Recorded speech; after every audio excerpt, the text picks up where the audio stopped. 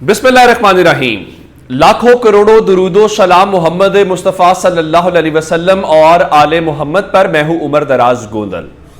जनाब, जो सबसे बड़ा मसला है वो आप जानते हैं कि जो इस बल्ले का निशान है, और बल्ले का निशान जो है वो तहरीक इंसाफ का है। उस बल्ले के निशान का सबसे बड़ा मसला बना हुआ था, और उस बल्ले के निशान के हवाले से कि क्या पाकिस्तान तहरीक इंसाफ बल्ले के इंतखाबी निशान के बगैर इलेक्शन में जाएगी। उसका फिर नुकसान ये है कि जो मखसूस सीटें हैं पाकिस्तान तहरीक इंसाफ उनसे भी महरूम हो जाती है। और तहरीक इंसाफ ने आज जैसे ही अदालतें खुली हैं तो पेशावर हाई कोर्ट में दरखास्त दायर की, और पेशावर हाई कोर्ट की मेहरबानी के उन्होंने आज ही इस दरखास्त को समाअत के लिए मुकर्रर कर दिया। और इस समाअत को मुकर्रर करने के बाद जो असल मामला है वहां पे बड़े इंपॉर्टेंट किस्म के सवाल हुए हैं, और बैरिस्टर अली जफर जो हैं उन्होंने दलाइल बड़े मौसर किस्म के दिए। उनका देखें जी, आइन का आर्टिकल 17 कहता है कि हर किसी को एसोसिएशन और यूनियन बनाने का हक है। यूनियन और एसोसिएशन के पास अपने ओहदेदार मुंतखब करने का हक है। सुप्रीम कोर्ट के मुताबिक इंतखाबी निशान आर्टिकल 17 का अहम जुज है। इलेक्शन कमीशन ने कहा कि चीफ इलेक्शन कमिश्नर को जनरल सेक्रेटरी ने कैसे तैनात किया। इलेक्शन कमीशन के पास पार्टी के ओहदेदारों के इंतखाब पर सवाल का हक नहीं है। इलेक्शन कमीशन इंट्रा पार्टी कलअदम करार नहीं दे सकता। अगर इलेक्शन कमीशन को यह इख्तियारात दिए गए तो आर्टिकल 17 की खिलाफ वर्जी होगी। और उसके ऊपर बैरिस्टर अली जफर ने पेशावर हाई कोर्ट को बताया कि देखें, अब हम इंतखाबात में सियासी जमात के तौर पे हिस्सा नहीं ले सकते क्योंकि आपने हमसे इंतखाबी निशान ले लिया। मखसूस नशिस्तें भी सियासी जमात को बगैर इंतखाबी निशान नहीं मिल सकती। एक सियासी जमात को इंतखाबात से ही बाहर कर दिया गया है, और इंतखाबी निशान सियासी पार्टी की पहचान होती है। इसके बाद बहुत संजीदा जो इश्यूज हैं वो हमें फेस करने पड़ेंगे। अब इस हवाले से उसके बाद जस्टिस कामरान हयात जो इस केस की समाअत कर रहे हैं पेशावर हाई कोर्ट के, उन्होंने रिमार्क्स दिए कि मैंने फैसला नहीं पढ़ा कि क्या सिर्फ यही लिखा है कि इलेक्शन कराने वाले की तैनाती गलत है, जिस पे बैरिस्टर अली जफर ने जवाब दिया कि वो बिल्कुल इलेक्शन कमीशन ने यही लिखा है कि इलेक्शन कमीशन पार्टी में तैनातियों पर सवाल नहीं उठा सकता। इलेक्शन कमीशन को यह इख्तियार नहीं है कि किसी पार्टी के इंट्रा पार्टी इंतखाबात के ऊपर सवाल उठाए। उन्होंने अदालत के सामने कहा कि हमारा जो मसला है सिर्फ इतना ही है कि जनाब वो जो जनरल सेक्रेटरी है वो चीफ इलेक्शन कमिश्नर जो पार्टी का है उसको तैनात कैसे कर सकता है। और अगर ये फैसला उसको दे दिया गया, उनका ये फैसले में भी लिखा है और ये उसको इख्तियार नहीं है, यानी आपने पूरे का पूरा जो क्या कहते हैं कि इलेक्शन प्रोसेस है इस बुनियाद पे उड़ा दिया कि नहीं जी, हमारे पास तो जो जनरल सेक्रेटरी है वो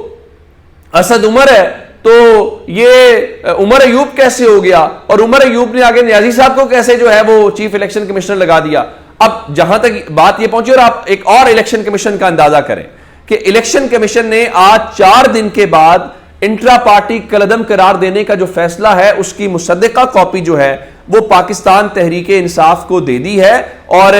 इससे पहले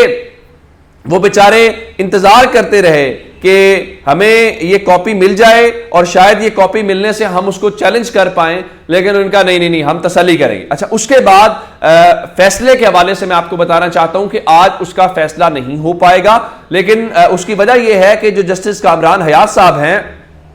आज सिंगल बेंच ने इस केस को सुना है और उन्होंने कहा कि इस केस का फैसला आज नहीं कर सकते क्योंकि ये डिविजनल बेंच का केस है। अब उनके रिमार्क्स के साथ या जो बाकी चीजें हैं वो तो समझ आती हैं कि पाकिस्तान तहरीक इंसाफ ने बड़े मौसर अंदाज के अंदर अदालत के सामने ये रख दिया है कि देखें जनाब, हमारा ये प्रॉब्लम है, और अदालत उसको समझती हुई नजर आए। दूसरा, पाकिस्तान तहरीक इंसाफ को याद होगा उमैर न्याजी साहब की दरखास्त थी, उन्होंने कहा ये जो आपने लगाए हुए ना डिप्टी कमिश्नर ये गड़बड़ करेंगे, लेकिन फिर अदालत लगी, काजी फायद ईसा साहब बहुत गुस्से में आए और उनका जमहूरियत को डिरेल नहीं करने देंगे, ये नहीं करने देंगे। वो सब कुछ हुआ। फिर कागजात नामजदगी के दौरान उन डीसीज ने, उन डिस्ट्रिक्ट रिटर्निंग अफसरान ने जो कुछ किया है वो हम सबके सामने, इलेक्शन कमीशन जो है वो भी उसके ऊपर खुतूत लिखता हुआ नजर आ रहा है। अब इस सारी सूरत हाल के अंदर पाकिस्तान तहरीक इंसाफ ने सुप्रीम कोर्ट के अंदर तौहीन अदालत की दरखास्त दायर कर दी है, और अदालत के अपने फैसले जो 22 दिसंबर का उनका फैसला है, 22 दिसंबर के उस फैसले के खिलाफ उन्होंने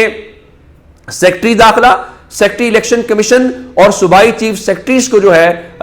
اس کے اندر نامزد کیا ہے اور یہ کہا ہے کہ 22 دسمبر کے عدالتی فیصلے کے اوپر عمل درآمد نہیں کیا گیا، اس لیے متعلقہ فریقین کے خلاف عدالتی کارروائی کی جائے اور پاکستان تحریک انصاف کے امیدواروں کو ریلیوں اور جلسوں کی اجازت دی جائے۔ نہ صرف یہ کیا جائے بلکہ انہوں نے یہ بتایا ہے کہ آئی جی پنجاب جو ہیں وہ پاکستان تحریک انصاف کے خلاف ہونے والی کارروائیوں کے ماسٹر مائنڈ ہیں، اور پاکستان تحریک انصاف نے اس سلسلے میں وہاں پہ اس درخواست کو فوری طور پہ یا جلد از جلد جو ہے وہ سماعت کے لیے مقرر کرنے کا حکم دے دیا۔ اب یہ ہے عمران خان کی گگلی، آپ غصہ کرتے رہے نا عمران خان کے اوپر، آپ غصہ کرتے رہے پاکستان تحریک انصاف کے اوپر کہ پاکستان تحریک انصاف شاید الیکشن سے بھاگتی ہے یا وہ الیکشن نہیں کروانا چاہتے، انہوں نے کہا ہم الیکشن لڑنا چاہتے ہیں، آپ مہربانی کریں، آپ ہمیں لیول پلینگ فیلڈ لے کے دے دیں، آپ ہمیں جو ہے وہ جلسے جلوس کرنے دیں، آپ کا یہ حکم نامہ تھا، آپ کے حکم نامے کے اوپر کسی نے عمل درآمد نہیں کیا، تو جو غصہ آپ ہمارے اوپر کر رہے ہیں، جو بیرسٹر عمیر نیازی کو توہین عدالت کا نوٹس دے رہے ہیں، چلیں وہ تو آپ جواب لیں، لیکن ہم آپ کے سامنے چیزیں لے کے آئے ہیں، پھر وہ پوچھیں گے نا اس سے پاکستان تحریک انصاف سے کہ آپ کے پاس کیا وہ چیز ہے، تو وہ بتائیں گے کہ یہ صوبائی جو الیکشن کمشنر ہے اس کا خط دیکھ لیں، یہ چیف سیکرٹری کو خط دیکھ لیں، یہ ثبوت ہیں، اور ثبوت آپ کو کیا چاہیے کہ آپ نے جس لیول پلینگ فیلڈ کی بات کی تھی وہ لیول پلینگ فیلڈ جو ہے وہ ملتی ہوئی دکھائی نہیں دے رہی۔ اچھا، تیسری بڑی جو خبر میرے پاس ہے وہ تحریک انصاف چھوڑنے والے ہیں۔ دیکھیں، کہا جاتا تھا کہ تحریک انصاف کا کوئی ٹکٹ بھی نہیں لے گا، اور تحریک انصاف کا ٹکٹ لینا اور ٹکٹ پھر کاغذات جمع کرانا سب سے مشکل کام تھا۔ گرفتاریاں، تجویز کنندہ، تعین کنندہ، خبر آ رہی ہے کہ زرتاج گل کے جو تجویز و تائید کنندہ ان کو گرفتار کیا گیا، شاید ان کے کاغذات بھی مسترد ہو گئے۔ اچھا، اب اس کے باوجود پاکستان تحریک انصاف نے ریکارڈ کاغذات جمع کروائے، وجہ ایک کے مسترد کرو گے، دوسرے کے کرو گے، تیسرے کے کرو گے، وہ میدان میں رہیں گے۔ اب جو چھوڑ کے گئے جلد بازی میں چلے گئے، یعنی پرویز خٹک کے پاس جو گئے، پرویز خٹک خیبر پختونخوا تک محدود ہو گئے ہیں، پنجاب، سندھ، بلوچستان کوئی امیدوار نہیں ہے۔ یہ استحکام پاکستان پارٹی پنجاب تک، اور پنجاب کی بھی قومی اسمبلی کی 18 نشستیں، صوبائی اسمبلی کی 40 نشستیں، یعنی ٹوٹل 60-70 سیٹوں کے ساتھ آپ عمران خان کے متبادل کے طور کے اوپر جو ہے وہ آئے ہیں۔ اب اس ساری صورتحال میں وہ جو گئے ہیں ان کو پتا تو چل گیا ہے نون لیگ میں کہاں پہ جائیں، نون لیگ تو اپنے سروائیول کی اس میں پڑی ہوئی ہے، تو تحریک انصاف کے پاس واپس آنا ہے تو اطلاعات یہ ہیں، اور اس کی حماد اظہر نے اب سے تھوڑی دیر پہلے تصدیق کر دی ہے،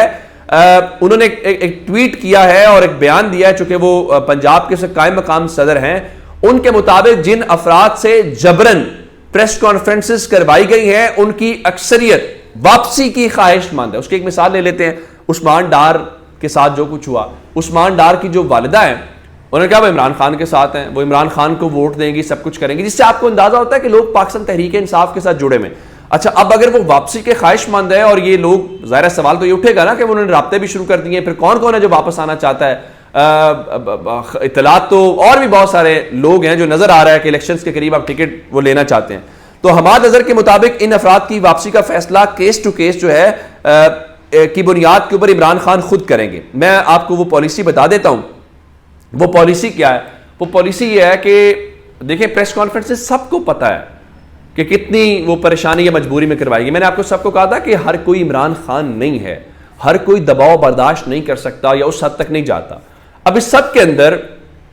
ہوا یہ ہے کہ جن لوگوں نے عمران خان کے بارے میں کوئی غلط باتیں نہیں کی،